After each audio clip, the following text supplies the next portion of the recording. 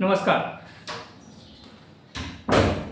तुम्ही पाहत आहात राजकारण आणि समाजकारण यूट्यूब चॅनल माधव गायकवाड. बंधू आणि भगिनी आणि मित्रांनो, ज्या वेळेला महाराष्ट्रामध्ये काही अघटित घडत असेल, महाराष्ट्राला काळिंबा लागेल अशी काही घटना होत असेल, महाराष्ट्र सैन्याने मान खाली घालील अशी काही घटना घडत असते, ज्या कुणामुळे या घटना घडत असतील त्यांच्या विरुद्ध आवाज उठवणाऱ्या चार चौघी या नतद्रष्ट किंवा म्हणजे भ्रष्टाचार असेल किंवा काही वाईट काम केलं असेल कुणी आणि महाराष्ट्राच्या हिताच्या विरुद्ध ते काम कुणी करत असेल आणि त्या विरुद्ध आवाज उठवणाऱ्या महाराष्ट्रातल्या चार चौघी आणि त्या चार चौघींच्या संदर्भामध्ये मी बोलत आहे. कारण महाराष्ट्रामध्ये सध्या प्रकरण घडलं आहे अशोक खरात यांचे. आणि अशोक खरातच्या या नालायक माणसाच्या कृत्यामुळे महाराष्ट्राला मान खाली घालावं लागेल अशी परिस्थिती निर्माण झालेली आहे. कारण अनेक मोठे मोठे राजकारणी त्याच्या नादी लागले होते आणि म्हणून ही लाजिरवाणी घटना महाराष्ट्रात घडली आणि त्या संदर्भामध्ये संपूर्ण भारतभर चर्चा चालू आहे त्या अशोक खराच्या संदर्भामध्ये. आणि त्या संदर्भामध्ये प्रखरपणे आवाज उठवणाऱ्या चार चौघी म्हणजे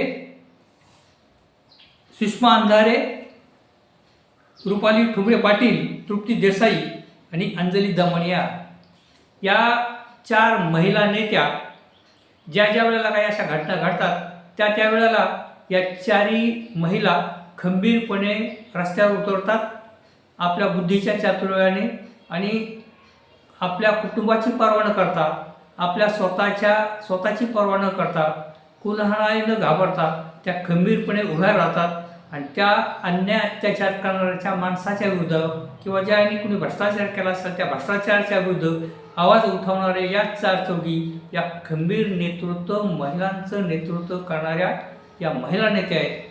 या महिला नेत्या ज्या आहेत त्या भल्या कुठल्याही वेगवेगळ्या पक्षामध्ये त्या काम करत असतील, त्या पक्षाच्या भूमिका त्या मांडत असतील किंवा काही संस्थांच्या माध्यमातून त्या काम करत असतील, परंतु त्या बाकी अशा काही प्रसंगी ठामपणे उभे राहतात आणि तमाम जनतेच्या समोर, महाराष्ट्राच्या समोर ज्यांनी कुणी हे दुष्ट काम केलेले आहे, ज्यांनी कुणी भ्रष्टाचार केला आहे किंवा वाईट काम केलेलं आहे त्या माणसाच्या विरुद्ध या लढा देतात. भले ती व्यक्ती किती मोठी असू, परंतु जीवाची पर्वा न करता या महिला नेत्या बाकी त्या प्रकरणाचा छडा लावण्यासाठी आटोकाट प्रयत्न करतात. आणि म्हणून अशा प्रसंगी जरी या महिलांच्या वेगवेगळ्या विचारसरणी असतील, त्या महिला वेगवेगळ्या पक्षामध्ये काम करत असतील, तरी देखील अशा वाईट काम करणाऱ्यांच्या विरुद्ध या महिला सातत्याने आवाज उठवतात.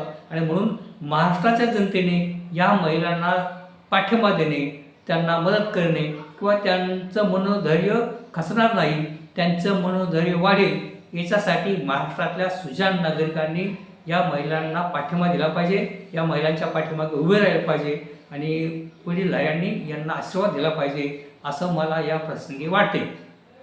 अर्थात सुषमा अंधारे असतील, रुपाली ठुबरे पाटील असतील, तृप्ती देसाई असतील किंवा अंजली दमनिया असतील, यांनी या अशोक खरात प्रकरणामध्ये प्रचंड प्रमाणात आवाज उठवलेला आहे. आणि या अशोक खरातचे किती लोकांची राजकीय मंडळीचे संबंध आहेत आणि कुणाकुणाला त्यांनी फसवलं आहे आणि कशा पद्धतीने त्यांनी स्वतःच्या मालमत्ता जमाव केलेल्या आहेत आणि कशा प्रकारे त्यांनी बंगले बांधले आहेत, कशा प्रकारच्या जमिनी खरेदी केल्या आहेत, अशा सर्व प्रकारच्या माहिती या महिला नेत्या दररोज महाराष्ट्राच्या जनतेसमोर ठेवत आहेत. आणि अशा वेळेला ते पर्वा करत नाहीत किती मोठ्या माणसांचा, ज्यांचा मोठ्या मोठ्या राजकीय नेत्यांच्या बरोबर या अशोक खरातचा संबंध आलेला आहे. अशा माणसाच्या विरुद्ध बोलणं सोपी गोष्ट नाही आणि या महिला नेत्या बाकी या अशोक खरातच्या संदर्भामध्ये बोलत आहेत. विशेषतः त्या ज्या रुपाली चाकणकर आहेत, त्या रुपाली चाकणकर या अशोक खरातच्या मोठ्या भक्त होत्या. या अशोक खरातच्या त्या नुसत्या भक्तच नव्हत्या, या अशोक खरातच्या त्या नुसत्या शिष्यच नव्हत्या, तर त्या अशोक खरातच्या कुटुंबीय व अशोक खरातच्या संवादामध्ये त्यांचे घनिष्ठ संबंध होते अनेक वर्षापासून, असं म्हणणं आहे या चार चौघींचं की रुपाली चाकणकर व अशोक जो खरात आहे त्या खरातचे अनेक वर्षापासून या रुपाली चाकणकर यांचे संबंध आहेत. म्हणजे त्यांच्या संस्थेच्या माध्यमातून म्हणा किंवा त्यांच्या त्या पूजा अर्चा आणि ज्या काही अंधश्रद्धा आणि जे कंगळी कापणे वगैरे सगळ्या आणि काय काय गोष्टी आता बाहेर येतात त्या संदर्भामध्येच म्हणजे चांगल्या प्रकारची जाणकारी, चांगल्या प्रकारचा विश्वास त्या एकमेकांवर आहे. म्हणजे रुपाली चाकणकर आणि ते खरात बाबा, ढोंगी बाबा, त्यांचे व रुपाली चाकणकर यांचे चांगल्या प्रकारचे स्नेहसंबंध आहेत. आणि म्हणून या संदर्भामध्ये रुपाली चाकणकर यांच्या विरुद्ध प्रखरपणे आवाज उठवला या चार चौघांनी. आणि मग पहिल्यांदा यांच्या आवाजामुळे, यांनी प्रखर विरोध केल्यामुळे आणि महाराष्ट्र शासनाला सांगितल्यामुळे आणि सगळा बोभाटा झाल्यामुळे मग बाकी राष्ट्रवादी काँग्रेसच्या पक्षनेत्या सुमित्रादेवी पवार यांनी या रुपाली चाकणकरांचा महिला आयोगाच्या ज्या त्या अध्यक्ष होत्या त्या पदाचा त्यांनी राजीनामा घेतला. परंतु या रुपाली चाकणकर राष्ट्रवादी काँग्रेसच्या महाराष्ट्राच्या महिला अध्यक्ष होत्या. तर या महिला अध्यक्षांचा राजीनामा देखील या सुमित्रादेवी पवार यांनी घेतला पाहिजे, अशा पद्धतीची मागणी या चार चौघींनी केली. तशा पद्धतीचा आवाज त्या दररोज उठवत होत्या. आणि मग काही कालांतराने कोणाच्याही दबावाला बळी न पडता सुमित्रादेवी पवार यांनी चांगला निर्णय घेतला आणि या रुपाली चाकणकर यांना त्यांच्या राष्ट्रवादी काँग्रेस महिला आघाडीच्या अध्यक्ष, प्रदेशाध्यक्ष या पदाचा देखील त्यांनी राजीनामा घेतला आहे. आणि म्हणून आपण या ठिकाणी सुमित्रादेवी पवार यांचं देखील अभिनंदन केलं आहे. कारण त्या कोणाच्याही ताटाखालचं मांजर न होता त्या स्वतःच निर्णय घेतात हे सिद्ध होतं. आणि कुणाचाही मोठ्या त्यांच्या पक्षामध्ये असणाऱ्या मोठ्या नेत्यांच्या दबावाला बळी न पडता त्यांनी या रुपाली चाकणकरांचे दोन्ही राजीनामे घेतले. म्हणून सुमित्रादेवी पवार यांचं देखील आपल्याला अभिनंदन केलंच पाहिजे. आणि म्हणून त्याचप्रमाणे या ज्या चार चौघी आहेत हे सातत्याने वेगवेगळ्या प्रश्नावर आंदोलन करत असतात आणि महाराष्ट्राच्या हिताच्या विरुद्ध कुणी मोठा नेता, मोठा कार्यकर्ता, मोठा कुणी जो कोणी असेल त्याच्या विरोधामध्ये आवाज उठवण्याचं काम या चार चौघी करत असतात. आणि म्हणून या चार चौघींना तमाम नागरिकांनी पाठिंबा देणं गरजेचं आहे. या ठिकाणी या रुपाली चाकणकर व जो अशोक खरात आहे याचे आणखीन आर्थिक काय संबंध आहेत, त्यांनी कशा पद्धतीने या अशोक खरातला मदत केली आहे या गोष्टीची शहानिशा झाली पाहिजे आणि ती महाराष्ट्राच्या जनतेसमोर आली पाहिजे, अशी सारी मागणी या चार चौघींची आहे. आणि म्हणून या ठिकाणी बाकी आपल्याला विश्वास वाटतो आपल्या महाराष्ट्राचे मुख्यमंत्री देवेंद्रजी फडणवीस साहेब हे बाकी या प्रकरणामध्ये चांगल्या प्रकारचे लक्ष घालून आहेत.